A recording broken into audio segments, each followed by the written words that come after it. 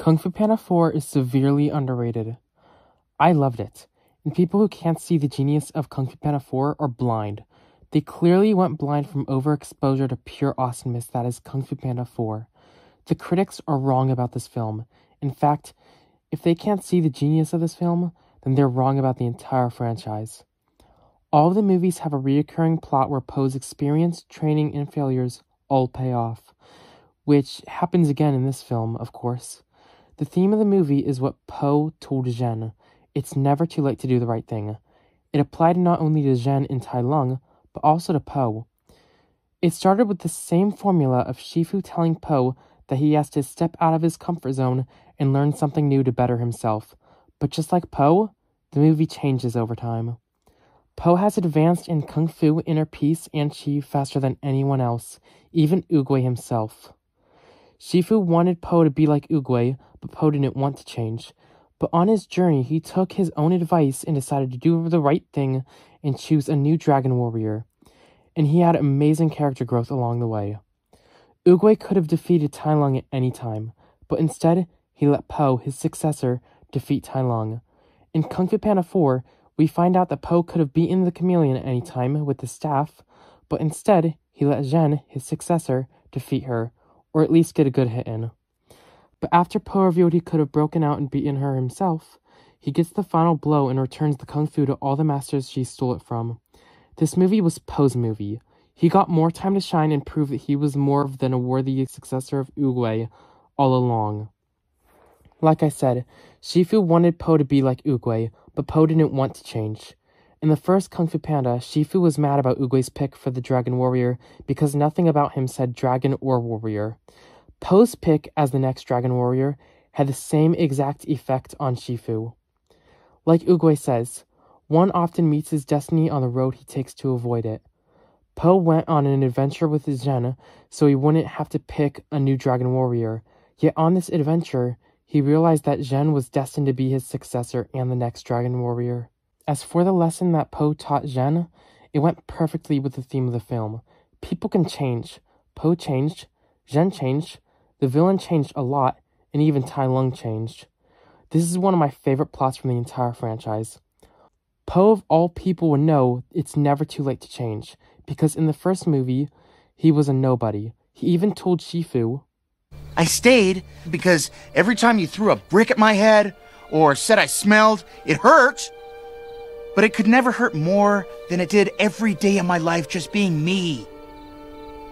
I stayed because I thought if anyone could change me, could make me not me, it was you, the greatest kung fu teacher in all of China. But I can change you. I can turn you into the Dragon Warrior, and I will! And Shifu was even able to change him and put him on the path to being equal to Oogway. This is not how it was for Chameleon, who I thought was a great villain in my opinion. Before you get your pitchforks and torches, just hear me out. Chameleon is basically the reverse of Po. People thought Po was too large to do Kung Fu even though he wasn't, and people thought Chameleon was too small to do Kung Fu even though she wasn't. Despite being beaten and rejected so many times, Po pushed through and became a legendary Kung Fu master, while the Chameleon took rejection too personal and went on a rampage because of it. Unlike Po, she didn't have someone to inspire her like Oogway. Po is all about being himself and doing his own thing, which was made very clear in the first movie. But the Chameleon is the opposite. Chameleon is all about being jealous of others and doing other people's things. Tai Lung, Lord Shen, and Kai all committed genocide, but not Chameleon. The worst thing Chameleon did was push someone down the stairs, which Shifu already did to Po. All the other villains did their crimes out of hate, but Chameleon did her crimes out of jealousy, so she could have changed when Po told her it wasn't too late to change. The Chameleon has the powers of Tai Lung, Lord Shen, and General Kai, which makes her like a 4-in-1 villain. How do I stop 4 villains at once? Shoot them with a dehydration gun! She knew what Po was capable of, but she didn't care. He was nothing to her but the final test of her strength after she stole the Kung Fu from all the masters.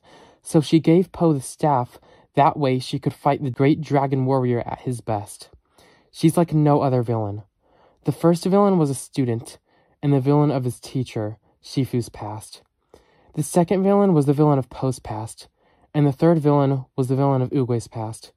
But this time, the villain was the teacher rather than the student, and the villain of Zhen's past. Speaking of Zhen, her dynamic with Poe was truly special. Her redemption arc was conspicuous yet satisfying, as it brought Poe's wisdom from Kung Fu Panda 2 to life.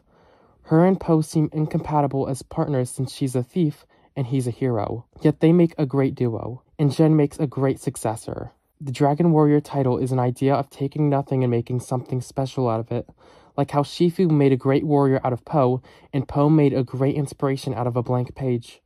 Zhen was nothing before she met Poe because she was a thief and a cheap lying traitor. Zhen was raised by an evil villain and betrayed everyone who loved her, yet Poe was so pure of heart that his kindness helped her get on the right path and genuinely made her care about Poe. Before this, Zhen was even given rules of the street by the chameleon. Zhen recites 2 of these rules to Poe after betraying him. But after the chameleon pushes Poe off the edge, Zhen is upset by this, and the chameleon tells Zhen about a 3rd rule of the street, which was, nobody cares about your feelings.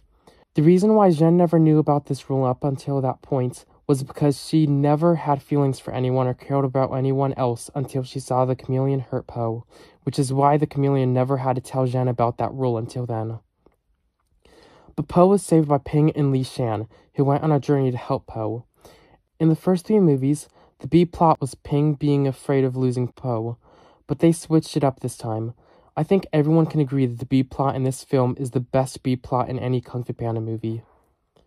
Li Shan pretending to be a master of Kung Fu to scare the thugs, while they're only scared of him because he's fat and could make the building fall, yet he thought they were scared of him because he thought that they thought that he was a Kung Fu master. It was genius. Lastly, there's a deep aspect of the franchise that continues with the 4th film.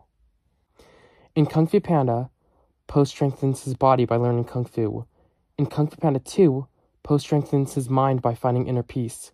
In Kung Fu Panda 3, Poe strengthens his spirit by mastering Qi. In Kung Fu Panda 4, Poe strengthens his heart by letting Zhen in it after she hurt him and betrayed him. It's perfect. This has honestly become my favorite Kung Fu Panda film after thinking about it. Yes, you have a new favorite. The Dagger of Denghua. You've got excellent taste, I'll give you that. But I can't give you that. Give it back.